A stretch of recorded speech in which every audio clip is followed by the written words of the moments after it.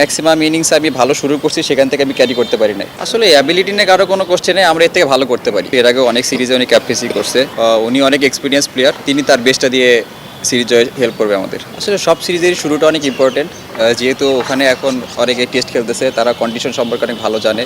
তো এখানে গেলে আমাদের একটা প্র্যাকটিস সেশন আছে, সেখানে আমরা প্র্যাকটিস করবো, বুঝতে পারবো আসলে কীভাবে কী রকম চ্যালেঞ্জ আসতে পারে, এই সব চ্যালেঞ্জ আমাদের কীভাবে ফেস করতে হবে।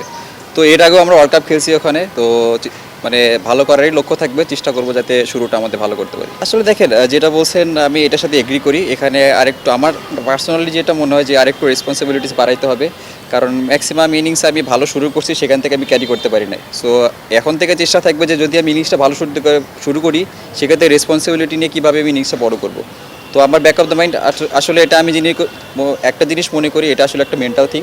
তো আমি যদি মনে করি একটা ভালো গেম প্ল্যান নিয়ে নামতে পারি এবং ভালো শুরু করার পর যদি ইনিংসটা ক্যারি করতে পারি, তো আশা করি যে এখান থেকে আরও বেটার হওয়া সম্ভব। আসলে দেখেন, আমি যে সব শর্টস খেলে আউট হয়েছি, আমার কাছে মনে হয় মেন্টাল জিনিসটাই বেশি ম্যাটার করে এখানে। তো আমার মতে স্কিলের অনেক দিকে ঘাটতি থাকতে পারে, সেই জিনিসটা তো আমরা রেগুলার কাজ করে যাচ্ছি। তো এই দুইটা কম্বিনেশন যদি আমাদের ভালো হয়, তাহলে ইনিংসগুলো বড় হওয়া সম্ভব। মনে হয় যে টিমটা যেরকম হয়েছে তাতে ব্যাটিং বোলিংয়ের সব দিকে মোটামুটি একটা ভারসাম্যপূর্ণ, বা এখানে আরেকটু কোনো কিছু করার সুযোগ ছিল কিনা, যেহেতু আমরা এক্সপিরিয়েন্স কয়েকজনকে পাইনি, জিনিসটা আপনি কী বলবেন?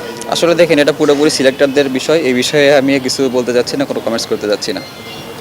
আমি একটা জিনিস জানার জন্য, সেটা হচ্ছে যে আপনাদের ব্যাটিং কোচ নিয়ে যদি কথা বলি, কখনো আপনি যখন 2023 ওয়ার্ল্ড কাপে খেলেছেন, নিক পোতা কখনো দায়িত্ব নিচ্ছে, কখনো ডেভিড হেম নিচ্ছে, এখন আবার সাউদিন ভাই নিচ্ছেন, মানে এই যে একটা চেঞ্জ পর পর, মানে এই পরিবর্তনগুলো কি ব্যাটসম্যানদের উপরে তাদের স্কিল বা কোনো ধরনের খেলার উপর কোনো ইম্প্যাক্ট পড়ে? আসলে দেখেন, এমন কিছু না, এক এক কোচের এক এক রকম প্ল্যানিং থাকে। তো আমাদের কাছে যেটা বেস্ট মনে হয় আমরা সেটাই নেই, যেটা বেস্ট মনে হয় না সেটা তার সাথে ডিসকাস করে মিনিমাইজ করার ট্রাই করি। তো এখন যেহেতু সালাউদ্দিন স্যার আছে, ওনার সাথে এর আগে কাজ করা হয়েছে, কথা হয় ক্রিকেট নিয়ে, তো আশা করি যে আরও ভালো হবে এখানে ব্যাটিং নিয়ে। ওকে, ওয়ানডে সিরিজ নিয়ে প্রত্যাশাটা কি থাকবে? আমরা তো টেস্টে দেখলেনি, প্রথম ম্যাচ হাইরা গেছে, তারপর দ্বিতীয় ম্যাচও ভালো ব্যাটিং হয় নাই। সব মিলে ওয়ানডে সিরিজে আপনারা কি প্রত্যাশা নিয়ে যাচ্ছেন? প্রত্যাশা তো সবসময় থেকে ভালো কিছু করার। তো আমি যেটা মনে করি যে যদি আমরা ভালো শুরু করতে পারি, সিরিজটা প্রথম ম্যাচটা অনেক ইম্পর্টেন্ট, যদি আমরা ভালো একটা জয় দিয়ে শুরু করতে পারি, তাহলে এই ফ্লোটা আমাদের মানে সিরিজ শেষে বুঝতে পারবো যে কোথায় যাচ্ছে। লাস্ট টু কোশ্চেন তামিম আর আতিফ ভাই। হ্যাঁ, মানে আপনাদের এবার নতুন অধিনায়ক থাকতে মানে অধিনায়কের থেকে আসলে প্রত্যাশা কি না, এর আগেও উনি দুবাইয়েও ক্যাপ্টেন্সি করছে, এর আগেও অনেক সিরিজে উনি ক্যাপ্টেন্সি করছে। তো উনি অনেক এক্সপিরিয়েন্স প্লেয়ার, তো আশা থাকবে যে তিনি তার বেস্টটা দিয়ে সিরিজ জয়ে হেল্প করবে আমাদের।